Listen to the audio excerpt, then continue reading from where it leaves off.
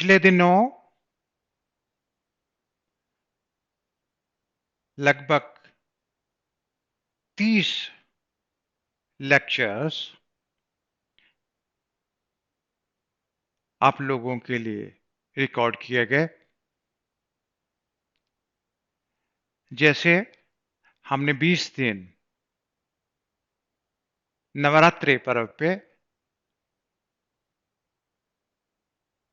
कि परब्रह्म परमात्मा इस ब्रह्मांड के व्यापार को सुचारू और व्यवस्थित ढंग से किस तरह से संचालित कर रहे हैं। गायत्री विज्ञान के ऊपर भी हमने बात की। प्रत्येक मानव को भगवान शिव का दर्शन संभव है। सरस्वती साधना, लक्ष्मी साधना के ऊपर भी हमने चर्चा की। आज विषय प्रत्येक मानव के लिए बहुत विशेष है। क्या कुंडलिनी शक्ति योग ग्रस्त में रहते हुए संभव है?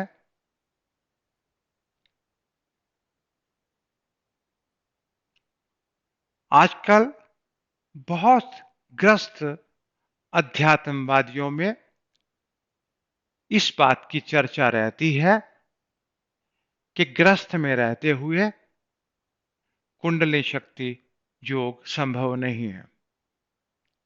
ऐसी भी भ्रांतियां रहती हैं कि कुंडलिनी शक्ति योग से बहुत बड़ा नुकसान हो जाता है, और ऐसी भी बहुत बड़ी भ्रांतियां हैं कि संसार में कुंडलिनी शक्ति जागरण करने वाले गुरुओं का मिलना संभव नहीं है।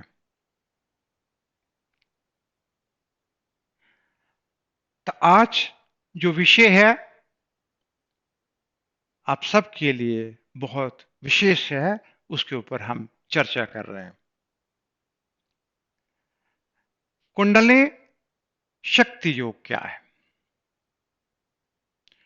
कुंडलिनी शक्ति क्या है, इसके बारे में पूर्ण जानकारी अभी तक बहुत सारे लोगों को इसके बारे में जानकारी नहीं है। कुंडलिनी शक्ति के बारे में कि कुंडलिनी शक्ति क्या है, कुंडलिनी शक्ति योग क्या है, उससे पहले हम कुछ चर्चा करना चाहेंगे। आप कौन है?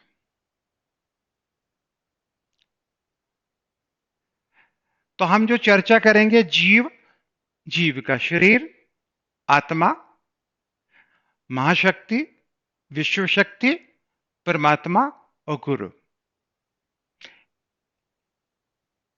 जीव स्त्री, पुरुष, युवा, बाल्यपन, वृद्धावस्था, हिंदू, मुसलमान, सिख, ईसाई, ये उसकी ये जाति है, ये ब्राह्मण है, ये क्षत्रिय है, ये वैश्य है, ये शूद्र है, ये देसी है, ये विदेशी है, ये इसका ये नाम है, इसका ये पता है, इसके ये माता है, ये इसके पिता है, इसका ये गांव है, इसका ये शहर है। तरह तरह से हमें जीव मिलते हैं, और जीव का मतलब है जो सांसों के साथ जिंदा है, जिसकी बहुत सारी कामनाएं हैं,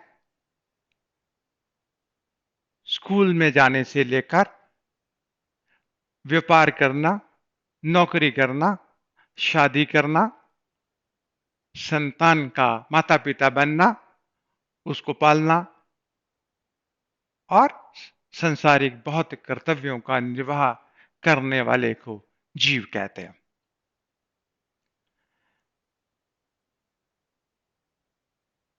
जिसको पता है नहीं है मैं कौन हूं, बस इतना ही पता है मेरा ये नाम है, मेरा ये पता है, ये माता पिता मेरा ये है, और मेरे ये कर्तव्य है। दूसरा विषय जो बहुत गंभीर है, जीव का शरीर। जीव का शरीर बहुत अद्भुत है। उस शरीर को समझने के लिए हमें 5 हिस्सों के ऊपर बात करनी पड़ेगी। गायत्री विज्ञान के ऊपर बात करनी पड़ेगी। इस शरीर में 5 शरीर हैं। अन्नमय कोश, जो आप अन्न खाते हैं उससे जो शरीर आपको सामने दिखता है वो अन्नमय कोश है। प्राणमय कोश, क्योंकि प्राणों के द्वारा हम जीवित रहते हैं और वो प्राणमय कोश कहलाता है। तीसरा मनोमय कोश, क्योंकि हमारा अंतःकरण, मन, बुद्धि, चित्त, अहंकार, ये जीव का शरीर के जो अंतःकरण है, जो मनोमय कोश का हिस्सा है, ये तीसरा शरीर है। चौथा शरीर है विज्ञानमय कोश। शक्ति ने किस ढंग के आपके शरीर को संचालित करती है, जो विज्ञानमय कोश का हिस्सा है। लेकिन जीव की जो पराकाष्ठा है, जो 5वां शरीर है, वो है आनंदमय कोश। जीव के शरीर के जो 5 हिस्से हैं, इस शरीर के 5 हिस्सों को जाने बिना हम जीव को उस ऊंचाई पर तक नहीं पहुंच सकते। तीसरा विषय है आत्मा। आपका शरीर जो चैतन्य है, हृदय में जो आपकी आत्मा है, उन्हीं के कारण आपका शरीर चैतन्य है। और जो आत्मा आपकी है, उस आत्मा का जो प्रकाश है, वेदों में, उपनिषदों में उन आत्म प्रकाश को परमात्मा कहा। यानी कि शरीर आत्म प्रकाश से, आत्म की चेतना से ही चैतन्य है। आपके शरीर में जो विशेष आपकी आत्मा है, जिसको परमात्मा कहा गया, वो आपके शरीर के अंदर ही हृदय में निवास करती है। महाशक्ति और विश्व शक्ति। आपके शरीर को जो शक्ति संचालित करती है, वो आत्मा की शक्ति है। उस शक्ति के साथ आपका संचालन होता है। चाहे प्राणों का संचालन होता है, चाहे मन, बुद्धि, मस्तिष्क के काम करते हैं, शरीर का एक एक अंग संचालित होता है। जिस शक्ति के साथ संचालित होता है, उसी शक्ति को ही कुंडलिनी शक्ति कहते हैं। तो शरीर को संचालन करने वाली शक्ति का नाम कुंडलिनी शक्ति है। अगर शरीर में आत्मा निवास करती है, तो दूसरे लफ्जों में कहा जाए कि कुंडलिनी शक्ति आत्मा की शक्ति है। लेकिन कुंडलिनी शक्ति के 2 स्वरूप हैं। एक स्वरूप, ये मूलाधार, जो रीढ़ की हड्डी जहां से शुरू होती है, वहां पर जो शक्ति प्राणों को आगे रखकर आपके शरीर में प्रवेश करती है, वो जो शक्ति जो है, जीव की शक्ति है। जीव के शरीर संचालित है, प्राणों द्वारा जागृत है। उसी शक्ति का ही कमाल है कि आपका शरीर, पूरा आपका मस्तिष्क पूरा तरह चैतन्य है, और जिससे आप काम करने के लिए सक्षम हो जाते हैं। लेकिन जब कुंडलिनी शक्ति जागृत हो जाती है, जीव की शक्ति जागृत हो जाती है, या आत्मा की शक्ति जागृत होती है, तो वो मूलाधार से सिर की तरफ बढ़ती है। जब सिर के ऊपर पहुंचती है, तो उसको विश्व शक्ति कहते हैं। यानी कि एक जीव की शक्ति है। जब जीव अध्यात्म में उतरता है, तो जब कुंडलिनी शक्ति जागृत हो जाती है, वो महाशक्ति कहलाती है, वो विश्व शक्ति कहलाती है। वो शक्ति किसकी शक्ति है? वो शक्ति परब्रह्म परमात्मा की शक्ति है। जीव की शक्ति शरीर का संचालन करती है। जब उठ के वो पहुंच जाती है तो वो शक्ति जीव से साधक को ईश्वर बना देती है। तो कुंडलिनी शक्ति का जो भाव अर्थ है कि कुंडलिनी शक्ति जागरण किए बिना संसार में भाग्योदय हो नहीं सकता। अब आता है परमात्मा। आत्मा और परमात्मा में भेद, कुछ भी भेद नहीं है। जो आत्म प्रकाश है वही परमात्मा है। और जब आत्म प्रकाशित होती है, जिस तरह से शक्ति के स्वरूप के दर्शन होते हैं, उसी तरह जब परमात्मा के साथ जीवात्मा का आत्मा के साथ मिलन हो जाता है, जब हम शरीर के परे देखते हैं तो हम परमात्मा के दर्शन कर रहे, उस सच्चिदानंद स्वरूप के हमने दर्शन कर लिए, उसी को ही परमात्मा स्वरूप कहते हैं। परमात्मा की अनुभूति कर लेना ही परमात्मा दर्शन है। जब परमात्मा में मिल जाना एक ही बात है। अब आखिरी जो गुरु, गुरु जो जीव था, शरीर के बारे में उसका पूर्ण ज्ञान हो गया। उसको पता चल गया कि मैं शरीर नहीं हूं, मैं आत्मा हूं। और उस कुंडली शक्ति को जागृत करने के बाद वो विश्व शक्ति के साथ स्थित हो गया, यानी कि परमात्मा की शक्ति के साथ स्थित हो गया। उसी को गुरु कहा गया।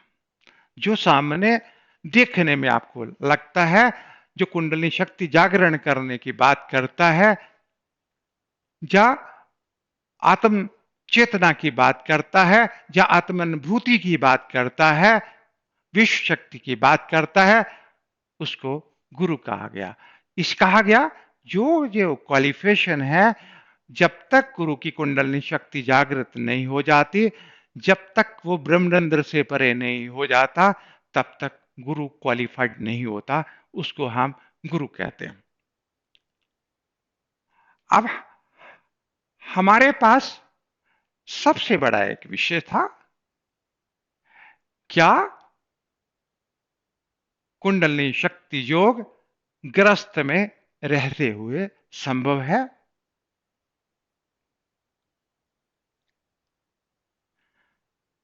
क्या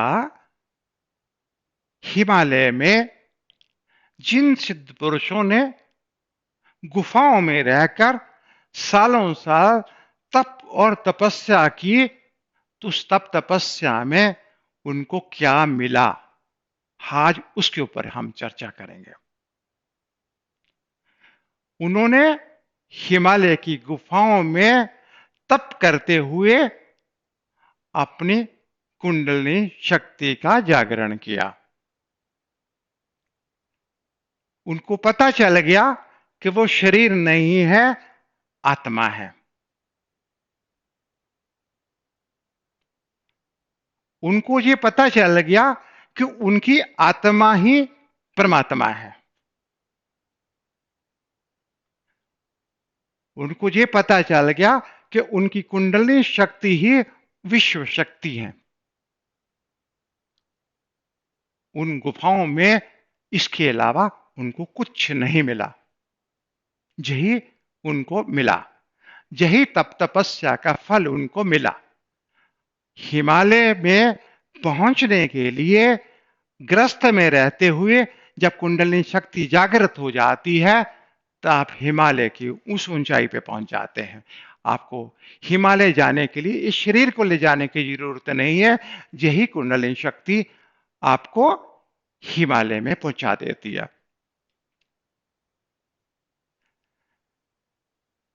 पिछले चर्चाओं में भी हमने वशिष्ठ जी की बहुत चर्चा की।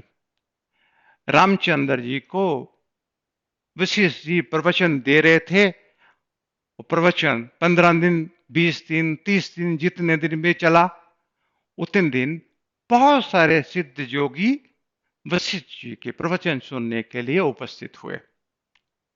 वो सिद्ध योगी सिद्धाश्रम, जो तिब्बत में मानसरोवर के पास जो सिद्धाश्रम है, उस सिद्धाश्रम से कुछ सिद्ध योगी वहां प्रकट हुए।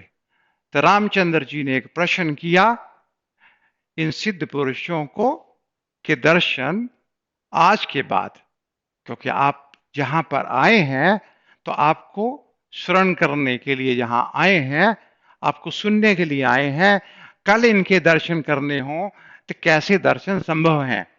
क्योंकि ये वायु मार्ग से आए हैं तो मैं इनका दर्शन कैसे करूंगा? तो उन्होंने बोला, कुंडलिनी शक्ति जागरण कर लेने के बाद 2 प्रहार उसको ब्रह्मरंध्र में अगर स्थापित कर दिया जाए, इन सिद्ध पुरुषों के दर्शन भी संभव है, इनके साथ संवाद भी संभव है। जब कुंडली शक्ति जागृत होती है तो कुंडली शक्ति जागृत होना का मतलब है कि जब जागृत होने के बाद ब्रह्मरंध्र से परे जाती है तो आप कैलाश पर्वत पे पहुंच गए हैं। ऐसा ही है, आपका शरीर इतना उठ गया है, आप उनके दर्शन कर सकते हैं। लेकिन जो कहते हैं हम सशरीर सिद्धाश्रम जा सकते हैं, तो यही एक विधि है कि हम सशरीर सिद्धाश्रम जा सकते हैं, लेकिन इस शरीर को लेकर हम सिद्धाश्रम नहीं जाना चाहते हैं कि सुबह हमने 9 बजे ऑफिस में जाना है और 6 बजे तक ऑफिस में बैठना है। विषय ये है कि क्या कुंडली शक्ति योग ग्रस्त में रहते हुए संभव है? मैं कहता हूं संभव है, अगर हम अपने ग्रस्त में रहते हुए भी एक ऐसा माहौल बना देते हैं जो हिमालय में रहते हुए योगी साधना में माहौल बनाते हैं। साधना में निरंतरता, प्रैक्टिस ही जरूरी है। आपको आधा घंटा रेगुलर प्रैक्टिस करनी है। कुंडलिनी शक्ति आपकी ही शक्ति है, बाहर से शक्ति नहीं आती है, आपके जीवन की शक्ति है जिसको जागरण करना है। अगर आप जानते हैं कि वो आपकी शक्ति है तो वो जागना संभव है। लेकिन किसी शक्ति को जागरण करने के लिए एक मार्गदर्शक बहुत जरूरी है। विषय ये भी है, क्या इस संसार में कुंडलिनी शक्ति योग कराने वाले गुरु हैं? ग्रस्त में रहते हुए कोई बोलता है मूलाधार स्वादिष्ठान मणिपुर तक ही जागृत हो जाता है, मूलाधार से लेके सहस्त्र की यात्रा संभव नहीं है। मैं बहुत सारे लोगों के, संत महात्माओं के प्रवचन सुन चुका हूं, लेकिन सभी ग्रस्तों की कुंडलिनी योग संभव है, बेशर्ते कि एक ऐसे गुरु के संपर्क में आ जाए जिसकी खुद की कुंडलिनी शक्ति जागृत है, जिसकी खुद का सहस्त्र जागृत है, जिसका खुद का सहस्त्र पूर्णता विकसित है। सिर्फ प्रैक्टिस की जरूरत है, कंटिन्यू प्रैक्टिस की जरूरत है। लेकिन किसी आदमी को ये कहने के लिए कि सारे व्यापार, सारी घर गृहस्थी छोड़ लेने के बाद उसको बहुत कुछ मिलता है, मैं कहना चाहता हूं आपका घर बहुत सुंदर और शांत जगह है जहां पर तपस्वियों की जिंदगी बिताई जा सकती है। और इतना भी जरूर कहूंगा कि कुंडलिनी शक्ति जो है उसी का पर्यायवाची नाम जो है महाकाली है। कुंडलिनी शक्ति जो है उसी का पर्यायवाची नाम जो है भगवती महालक्ष्मी है। कुंडलिनी शक्ति जो है उसी का पर्यायवाची नाम महासरस्वती है। कुंडलिनी शक्ति जो है उन्हीं की पर्यायवाची नाम जो है 10 महाविद्याएं हैं। अगर हमारे हृदय का आत्म प्रकाश ही परब्रह्म परमात्मा है, अगर आपके हृदय में ही परब्रह्म परमात्मा है, जितने भी देव शक्तियां हैं, जहां परमात्मा है वहीं सारी देव शक्तियां हैं। जरूरत है उन शक्तियों को ढूंढने के लिए, उस मूल को ढूंढने के लिए जो मूल मंतव्य है, जो आपका अपना स्वरूप है, जो आपकी अपनी शक्ति है, उसको जानना, उसको जागृत करना संभव है यदि आप अभ्यास करेंगे। अभ्यासी होना बहुत आवश्यक है। तो कैसे करें कुंडलिनी शक्ति जागरण? मैंने आपको बोला जीव, जीव का शरीर, आत्मा, महाशक्ति, विश्व शक्ति और परमात्मा और गुरु। मेरी अपनी कुंडलिनी शक्ति गुरु साधना से ही जागृत हुई। यानी कि गुरु साधना ही एक ऐसा अध्याय है, उसके खुले बिना आपकी कुंडलिनी शक्ति आसानी से जागृत नहीं होती है। गुरु साधना से ही कुंडलिनी शक्ति योग संभव है। गुरु साधना से ही हिमालय जैसी ऊंचाई को लांघा जा सकता है। इसलिए मैं आपसे पूरे विश्वास के साथ इस बात को कहना चाहता हूं कि ग्रस्त में रहते हुए भी कुंडलिनी शक्ति पूर्णता जागरण करनी संभव है। इसके ऊपर चिंतन करें। बहुत कुछ पढ़ने को मिलता है, उसको पढ़िए, और बहुत कुछ सुनने को मिलता है, उसको सुनिए। और अगर आपके दिल में तीव्र इच्छा हो कुंडलिनी शक्ति जागरण कराने के लिए, तो ढूंढा जा सकता है अच्छे गुरुओं को।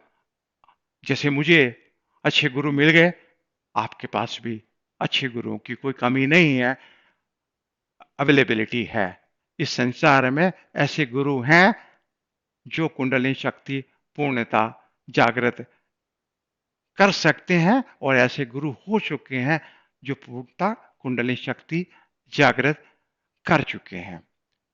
इतना कहते हुए मैं आप सबको आशीर्वाद देता हूं।